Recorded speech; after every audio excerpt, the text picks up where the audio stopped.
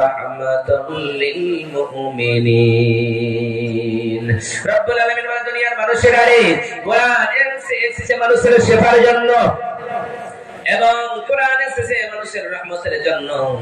মানুষ যখন বিপদে পড়বে আপদে পড়বে, মানুষের যখন অসুখ বিসুখ হবে, ওই মানুষ যদি কোরআন তেলাওয়াত করে ওই রকম করে ফু দিয়ে দেয় সমস্ত অসুখগুলি ভালো হয়ে যাবে।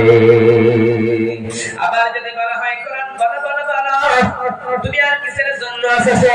তুমি কি দিনের বেলায় এসেছো না রাত্রে এসেছো? তুমি কি কোন মাসে এসেছো রে? কোরআন বলো।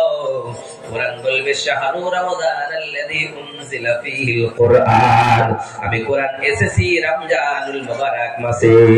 আবার যদি বলা হয় কোরআন বল বল বল, তুই বুঝলাম রমজান মাসে এসেছো কিন্তু তুমি রাতে এসেছো না দিনে এসেছো?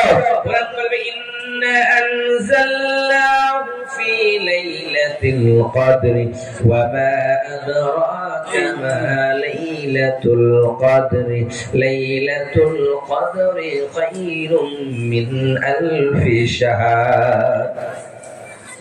এবার কোরআন বলবে আমি লাইলাতুল কদর রাত্রিতে এসেছি, মহামান্বিত রাত্রিতে এসেছি, যে রাত্রিতে একটা ইবাদত করলে একটা রাত্রি 1000 মাসের ইবাদতের চাইতে উত্তম রাত্রি। ওই রাত্রিতে আমি কোরআন নাজিল হয়েছি।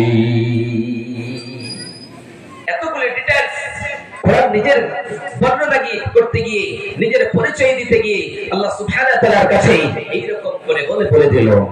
ওই জন্য রব্বুল আলামিনের নবী বিশ্ব নবী সাল্লাল্লাহু আলাইহি সাল্লাম বলে দুনিয়ার মানুষেরা, দুনিয়ার ভিতরে সবথেকে উত্তম মানুষ হলো সেই মানুষটাই, সবথেকে উত্তম আল্লাহর কাছে মনোনীত, আল্লাহর কাছে সবথেকে উত্তম সম্মানিত মানুষ হলো সেই মানুষটা।